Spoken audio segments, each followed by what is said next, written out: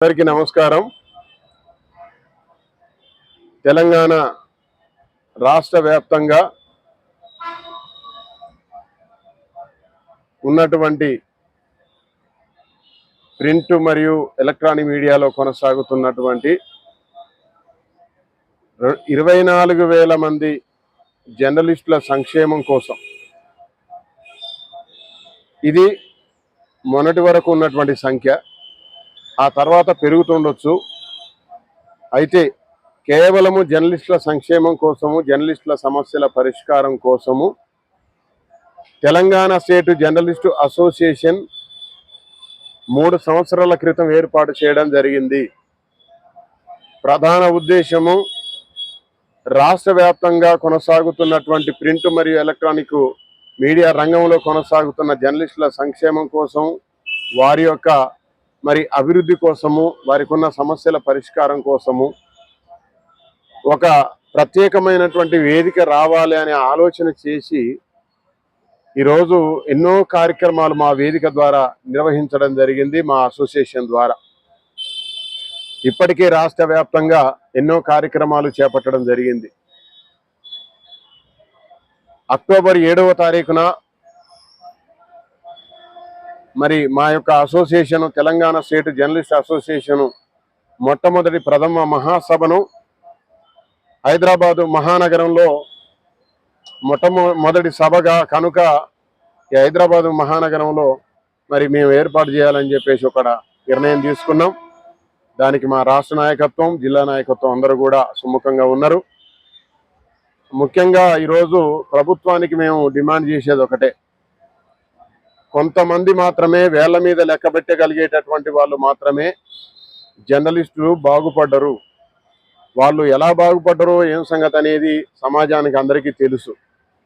కానీ నీతిగా, న్యాయంగా, నిజాయితీగా కొనసాగుతూ కళాన్ని నమ్ముకొని, పత్రికలను నమ్ముకొని, అదేవిధంగా కెమెరాలను నమ్ముకొని ఎక్కడ ఎటువంటి ఫ్రాడ్ అనేది లేకుండా నీతి నిజాయితీగా జర్నలిజంలో కొనసాగుతున్నటువంటి విలేకరులు వేల సంఖ్యలో ఉన్నారు. అటువంటి వేల సంఖ్యలో ఉన్నటువంటి జర్నలిస్టుల సమస్యలు ఎవరు పట్టించుకోవట్లేదు. గత ప్రభుత్వాలు కానీ, ఇప్పటి ప్రభుత్వం కానీ నేను ఒకటే డిమాండ్ చేస్తున్నా. ఈ ప్రస్తుతం ప్రభుత్వం ముఖ్యమంత్రి రేవంత్ రెడ్డి గారికి, అయ్యా రేవంత్ రెడ్డి గారు, మా అసోసియేషన్ తరఫున మేము మిమ్మల్ని ఒకటే విజ్ఞప్తి చేస్తున్నాం, కోరుతున్నాం, డిమాండ్ కూడా చేస్తున్నాం. ఆ హక్కు మాకు ఉంది.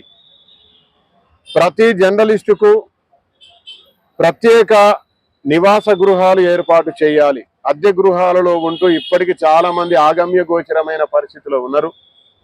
అదేవిధంగా ఈ అక్రిడేషన్ అంటే అదేందో పెద్ద మహా గొప్ప ఇది అని అనుకుంటున్నారు. అక్రిడేషన్ యొక్క ఆవశ్యకత ఏంటో కూడా మీరు తెలపాల్సినటువంటి ప్రభుత్వం ద్వారా, మీడియా అకాడమీ ద్వారా సమస్త జర్నలిజం వ్యవస్థకు మీరు చెప్పాల్సినటువంటి అవసరం ఉన్నది. అదేవిధంగా ప్రతి ఒక్కరికి, వర్కింగ్ లో ఉన్న ప్రతి ఒక్కరికి 5 సంవత్సరాలు వర్కింగ్ లో ఉన్నాడు అనంటే ఆ ప్రాంతంలో ఉన్నటువంటి ఎవరైతే మిగతా జర్నలిస్టులు, ఎవరైతే అధికారులు ఉన్నారో వాళ్ళ ద్వారా మీరు సర్వే చేయండి. 5 సంవత్సరాలుగా ఈయన జర్నలిస్ట్ గా కొనసాగుతున్నాడా, కొనసాగితే ఖచ్చితంగా అతనికి ఎటువంటి ఆంక్షలు లేకుండా, ఎటువంటి ఏది రూల్స్ లేకుండా ఖచ్చితంగా అతనికి అక్రిడేషన్ ఇవ్వాలి. అన్కండిషన్, ఎటువంటి కండిషన్లు లేకుండా వారికి అక్రిడేషన్ పిలిచి మర్యాదపూర్వకంగా ఇవ్వాలని చెప్పేసి కూడా మేము డిమాండ్ చేస్తా ఉన్నాం. అదేవిధంగా మరొక విషయం ఏంటంటే, ఈరోజు కార్పొరేట్ ఆసుపత్రులు ఎక్కడికి పోయినా కానీ వాతావరణం బాగోలేదు, వాతావరణంతో పొల్యూషన్ అయిపోయింది.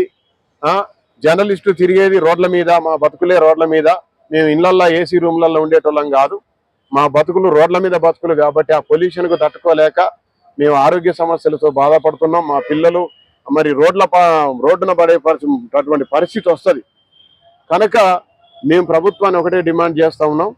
అందరికీ కుటుంబంలో ఒక జర్నలిస్టు, ఆ కుటుంబంలో హెల్త్ కార్డులు ఖచ్చితంగా ఇవ్వాలి. ఉచిత ఏ హాస్పిటల్కి వెళ్ళినా 100 రూపాయలు కూడా ఖర్చు కాకుండా విత్ మెడిసిన్ తోటి మీరు హెల్త్ కార్డులు ఇవ్వాలని చెప్పేసి కూడా మేము మనవి చేస్తా ఉన్నాం, కోరుతున్నాం. అదేవిధంగా ఇంకా చెప్పుకుంటూ పోతే చాలా ఉన్నాయి కనుక మరి ఉచిత విద్యుత్ కావాలి. అదేవిధంగా ప్రతి కుటుంబానికి, ప్రతి జర్నలిస్టు కుటుంబానికి ఏడాదికి 4 గ్యాస్ సిలిండర్లు కావాలి మేము డిమాండ్ చేస్తా ఉన్నాం. ఉచితంగా ఇవ్వాలి. 500 కూడా మేము ఇచ్చే పరిస్థితులు లేదు, ఎందుకంటే వేతనాలు లేవు మాకు. ఏ వ్యక్తి కూడా జర్నలిస్టుకు వేతనాలు ఇచ్చేంత దమ్ము ధైర్యం లేదు. కనుక మరి ఉచితంగా ప్రజలకు, ప్రభుత్వానికి మధ్యగా ఉండి, వారధిగా ఉండి మేము పనిచేస్తున్నటువంటి మాకు మరి ప్రతి కుటుంబానికి, ప్రతి జర్నలిస్టు కుటుంబానికి ఏడాదికి 4 సిలిండర్లు, అదేవిధంగా రోజుకు లీటర్ పెట్రోల్ ఇవ్వాలి, ఉచితంగా రోజుకు లీటర్ పెట్రోల్ కార్డు ఇవ్వాలి.